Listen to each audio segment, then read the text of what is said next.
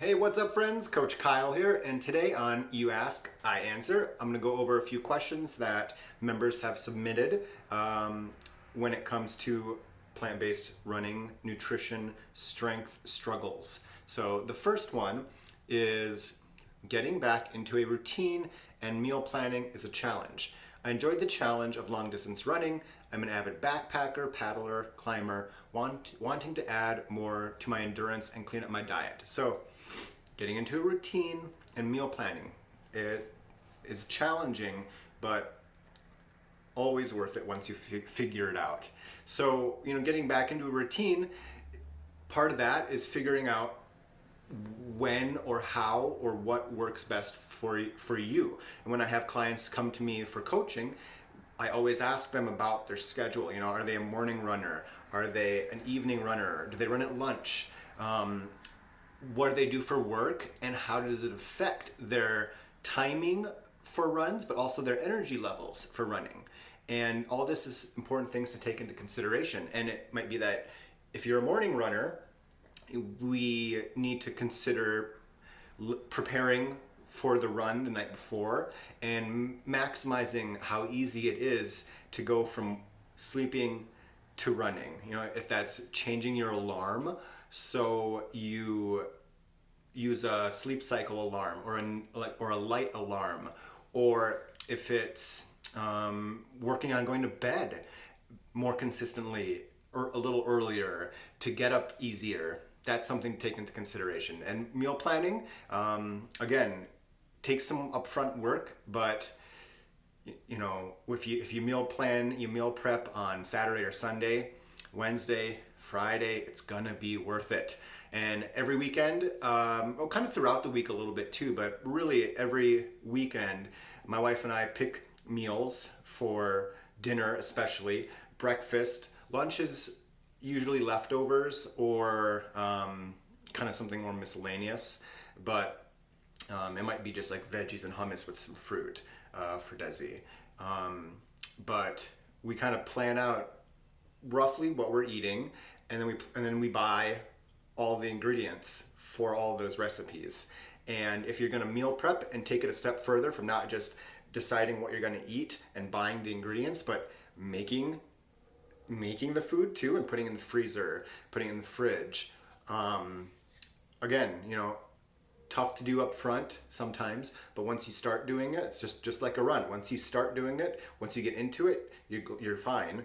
Once you finish, you're glad you did, and then you benefit from it later. So if you search the group here for meal prep, meal planning, you'll see some past ideas and examples. But chili, different types of like African peanut stew, breakfast burritos, things like that are easy to, overnight oats are easy to prep in advance.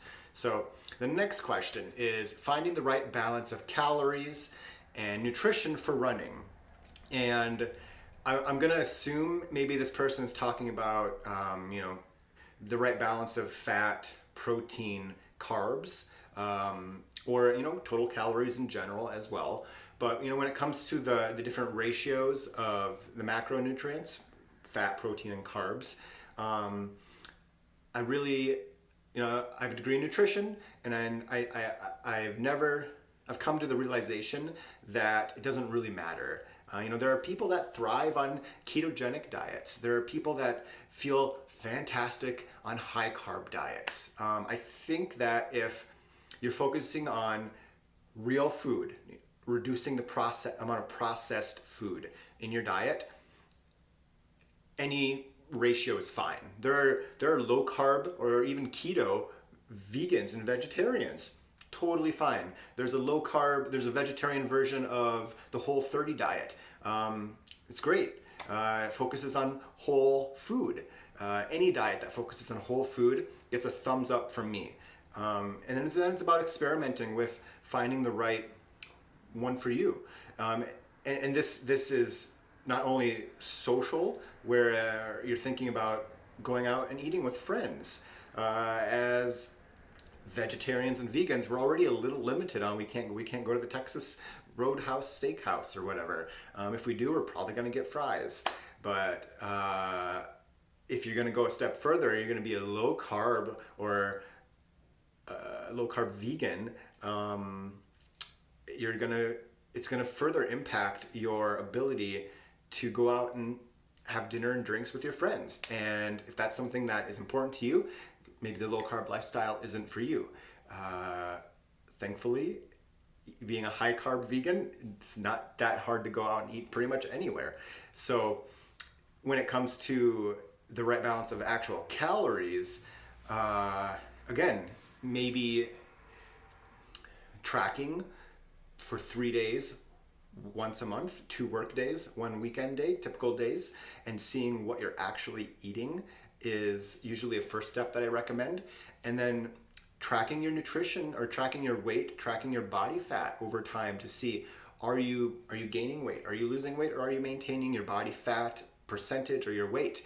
And then you can look at those stats, and then consider where you want to go after that. Next question is getting overly hungry, emotional eating, food prep time. It is improved when I handle these. And yeah, I talked a little bit about some of this food prep time just a few minutes ago. Getting overly hungry and emotional eating. One thing I always think about is, am I hungry, or am I just bored? And this happens a lot in the evening.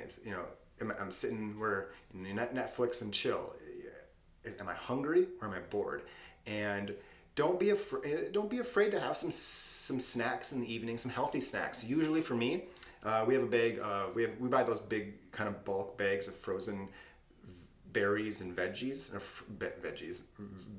and fruit.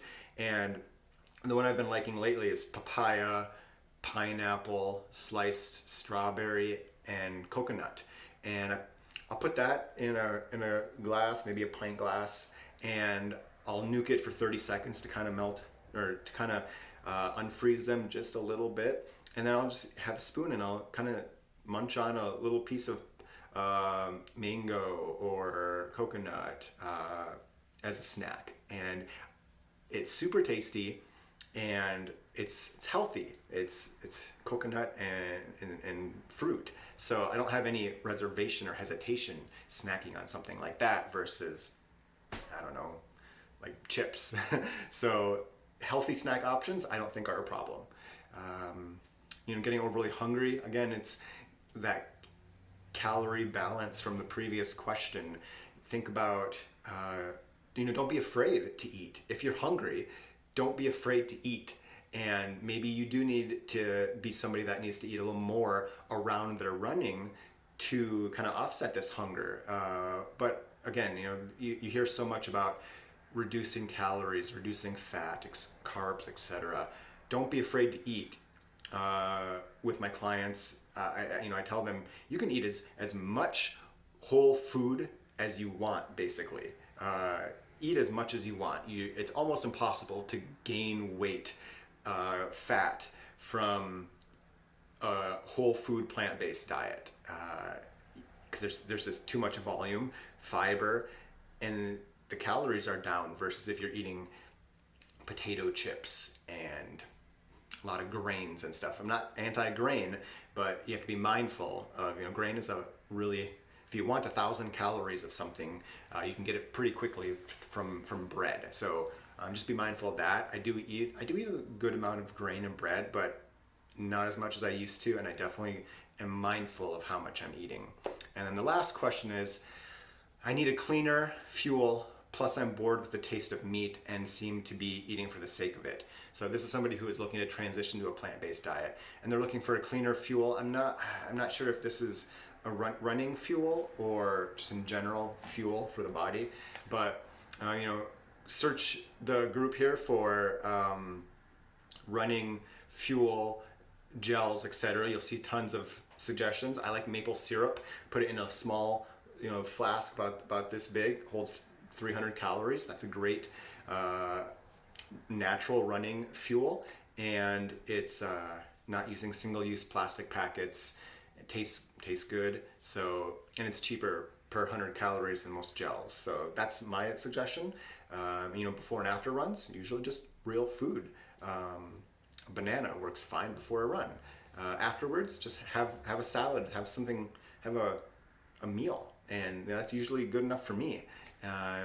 Let's see, cleaner fuel, bored with the taste of meat. Yeah, and, you know, if you're bored with the taste of meat or just your food in general, it's look up some recipes in the group that have been posted here. There's a ton of good ones, and they're all super tasty. People don't share recipes they don't like, so you know, pick a couple, put them on your grocery list, buy the stuff, make it, food prep it if you want to, and enjoy these new flavors that you're going to be experiencing. So, any questions, comments, let me know. If you have any questions that you want me to make a video on, please send me a DM. If you have any suggestions for these questions, comment below, and you know, help out your fellow runners with some more tips and advice, things that have worked for you. And as always, you keep running, I'll keep coaching.